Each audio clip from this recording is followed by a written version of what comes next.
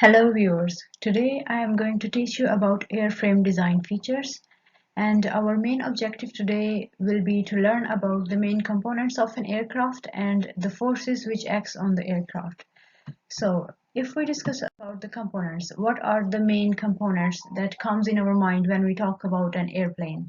So the first thing is wings, the two wings of an aircraft, and the main body, the fuselage of an aircraft, and obviously the tail unit at the back of the plane, and mounting components like engine. We will discuss about every part. Now, if we talk about the wings, wings are the most crucial part of an aircraft because wings is that part that differentiate the aircraft from other vehicles like cars or ships and things like that. So wings are the part that distinguish them from other vehicles. And a wing generates enough lift for the takeoff, for maneuvering, for level flight. So wings will, the pressure difference on top and bottom of the wings will generate lift. And wings also houses the fuel for the aircraft. So there mostly the tanks are in the wings, and some aircraft there are tanks in the fuselage as well to store the fuel, and some of them are in the tail unit as well. But the main storage place of the fuel is in the wings, and that's why, because they have to carry the weight, they have to like do other stuff as well. So wings should be strong enough to carry all the load, because the weapons in fighter jets are will be like hanging from the wings, so they should be strong enough to carry the weapon load, the crew load, the overall cargo load, so they should be strong enough. And in some planes there are winglets as well at the tip of the aircraft to reduce the drag. Here in this example, I have shown a picture of JF-17 Thunder, and it is fully equipped with the weapons and all the missiles. Now, our next part is the fuselage to discuss. It has three different sections. The first one is a nose section, and then the middle one is the center section, and the last one is called tail section. This is the main like body of the plane, in which houses the crew, passenger, and all the cargo load at the bottom of the seats.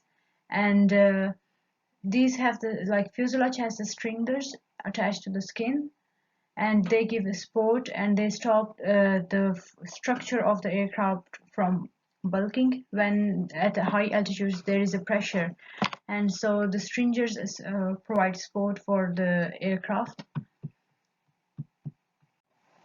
Fuselage also holds all the electrical and hydraulic circuits, and because at high altitudes there is a pressure difference and temperature as well.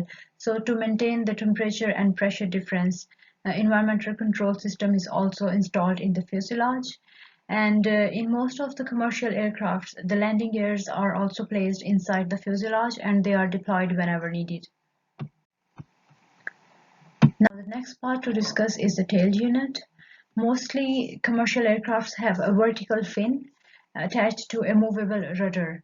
Now rudder produces yaw, for like it is a 3D movement, and the horizontal tailplane is attached with a movable elevator.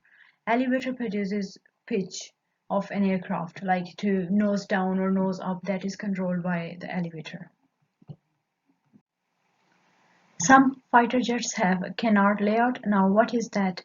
If you like take the horizontal tailplane from the back of the plane and put it in front of the main wing, then this will called a canard layout, because the movable control surfaces are placed at the nose of the airplane, like in front of the main wing.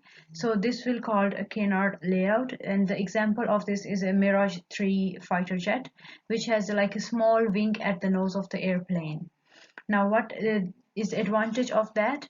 It reduces the drag, and which provides a good speed for the aircraft, to especially for fighter aircrafts. To reduce the drag for like a good flight, the tail should be placed as far away from the center of gravity as possible. This will reduce the drag, and also the tail should be strong and light enough. Now, the next main component is the engine of an aircraft. It is like a heart of an aircraft, and there are two main types of engines. The first one is a gas turbine engine, and the next one is a piston engine. Now, piston engine uses pistons to convert the pressure into the rotatory motion, which then starts an aircraft. And the gas turbine engine has four further types. The first one is a turbojet engine. The second one is a turboprop engine, and then turboshaft and turbofan engines. These are like all turbine engines, but the difference is turboprop has a propeller in front, and turboshaft has a shaft which rotates, and turbofan obviously has a fan at the front. Now, the main principle on which the turbine engine works is there are four main stages of in which turbine engine work. So the first one is that inlet portion in from which the air will enter the engine, and there will be a compressor that will compress the air, and then it will enter in combustion. Combustion will take place, and then at the end there will be exhaust at the end, and the air will be expelled out. So that is the basic principle of how engine works. And mostly the engines are mounted on pylons, like I said in my earlier slide, and sometimes they are also installed inside the fuselage, like for fighter aircrafts they are installed inside the fuselage. The first thing of first benefit of installing the engine inside the fuselage will be that it will reduce drag, and the second benefit is that it will give a little protection in during battle. The engine will have a little protection that it will not be outside in there, it will be inside the fuselage. Now, if we talk about the force which acts on the airframe, there are four forces acting in different directions, and according to Newton's law, there is action and reaction. So for the weight of the aircraft, weight acts downwards due to the gravity, and lifts acts upward. And the same is for the horizontal forces. The thrust engine generates a forward force called the thrust, and the air resistance is a drag, which is in the opposite direction to the thrust.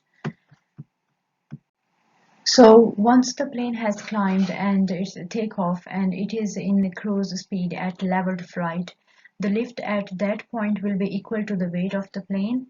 And while it's maneuvering or at the tight turns, like for most fighter aircrafts, the lift should be 8 times the weight of the aircraft.